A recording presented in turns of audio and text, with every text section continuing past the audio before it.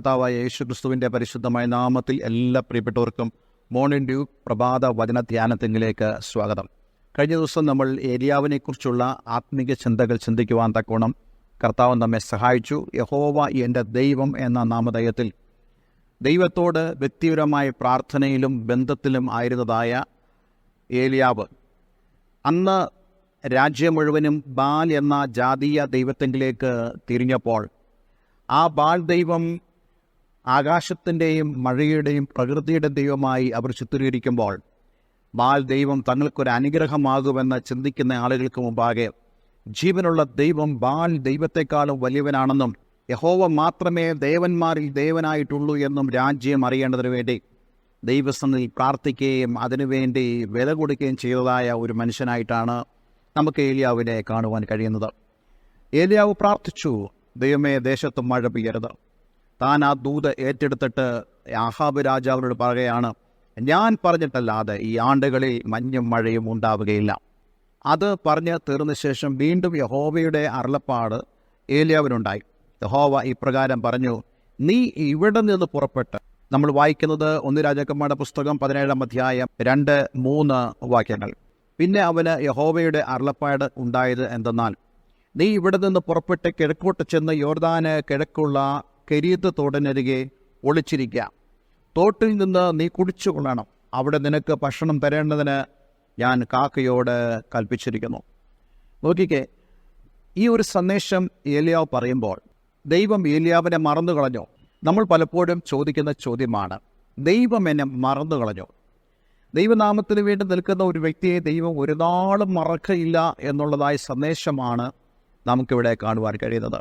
അമ്മ മറന്നുപോയാലും ഞാൻ നിന്നെ മറക്കയില്ല എന്ന് പറഞ്ഞവനായ കർത്താവ് നമ്മെ മറക്കുമോ?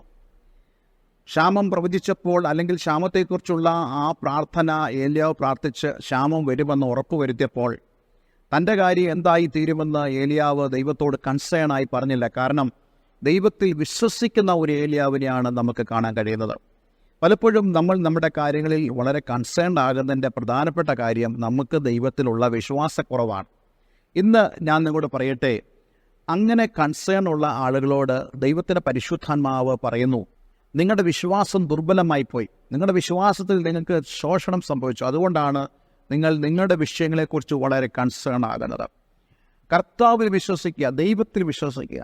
ഇന്നെ കേൾക്കുന്ന പ്രിയമുള്ളവരെ, ഒരുപക്ഷെ നിങ്ങൾക്ക് ധാരാളം ഉത്കണ്ഠകൾ കഴിഞ്ഞ ദിവസം നമ്മൾ ചിന്തിച്ചതുപോലെ ഉള്ളവരായ വ്യക്തികളായിരിക്കാം. പക്ഷേ ദൈവത്തിലുള്ള വിശ്വാസം നമ്മുടെ ഉത്കണ്ഠകളെ മറികടക്കുവാൻ നമ്മെ സഹായിക്കും. ഏലിയാവ് കൺസേൺഡ് ആയിട്ടുള്ള ഒരു മനുഷ്യനല്ല. തൻ്റെ വീടിനെക്കുറിച്ചൊന്നും നമുക്ക് കാണാൻ കഴിയുന്നില്ല. എങ്കിലും ഈ പ്രവചനം പറഞ്ഞ ഉടനെ ദൈവം ഏലിയാവിൻ്റെ ആ മുഴുവൻ കാര്യങ്ങളും ഏറ്റെടുത്തു. ദൈവനാമത്തിന് വേണ്ടി നിന്നാൽ ദൈവം നിൻ്റെ എല്ലാ കാര്യങ്ങളെയും ഏറ്റെടുക്കും. നിൻ്റെ വീട്, നിൻ്റെ സ്വത്ത്, നിൻ്റെ സമ്പത്ത്, നിൻ്റെ നന്മകൾ, നിൻ്റെ ഭാവി, ഇതെല്ലാം ദൈവം ഏറ്റെടുക്കും. പല ആളുകളും ചോദിക്കുന്നത്, ഞാൻ ദൈവത്തിന് വേണ്ടി ഇറങ്ങി തിരിച്ചാൽ, ഞാൻ ദൈവത്തിൻ്റെ വേല ചെയ്താൽ, ഞാൻ കർത്താവിനെ വിശ്വസിച്ചിറങ്ങിയാൽ എൻ്റെ കാര്യം എങ്ങനെയായിത്തീരും? ദൈവത്തെ വിശ്വസിക്കാൻ കഴിഞ്ഞാൽ, ദൈവത്തെ പൂർണ്ണമായി വിശ്വസിക്കാൻ കഴിഞ്ഞാൽ അങ്ങനെയുള്ള കൺസേൺ എല്ലാം അസ്ഥാനത്താണെന്ന് പ്രിയമുള്ളവരെ ഞാൻ പറഞ്ഞുകൊള്ളട്ടെ. അതുകൊണ്ട് ഏലിയാവിനെ പോലെ നമുക്കും ദൈവത്തിൽ വിശ്വസിക്കുന്നവരായി കൺസേണുകളില്ലാതെ ജീവിപ്പാൻ ദൈവം നമ്മെ സഹായിക്കട്ടെ. ദൈവം എന്താ പറയുന്നത്? ദൈവം ഈ ഏലിയാവിൻ്റെ ജീവിതത്തിൻ്റെ മുഴുവനും റെസ്പോൺസിബിലിറ്റിയും ദൈവം ഏറ്റെടുത്തു. എന്നിട്ട് ദൈവം പറയുന്നു, നീ ഇവിടെ നിന്ന് പുറപ്പെട്ട് കിഴക്കോട്ട് ചേർന്ന് യോർദാന് കിഴക്കുള്ള കെരീത്ത് തോട്ടിനരികെ ഒളിച്ചിരിക്കുക. ആ ഒളിച്ചിരിക്കുക എന്ന് പറയുന്ന വാക്ക് വളരെ ശ്രദ്ധേയമാണ്. കാരണം നീ ഈ സന്ദേശം പറഞ്ഞതുകൊണ്ട് ബാലിൻ്റെ ആളുകൾ വെറുതെ ഇരിക്കുകയില്ല. ബാൽ എന്ന ദൈവം നിൻ്റെ നേരെ കടന്നു വരും. ഈ ബാൽ എന്ന ദൈവം എന്ന് പറയുമ്പോൾ അത് സാത്താനിക ശക്തികളാണ് ചൂണ്ടിക്കാണിക്കുന്നത്.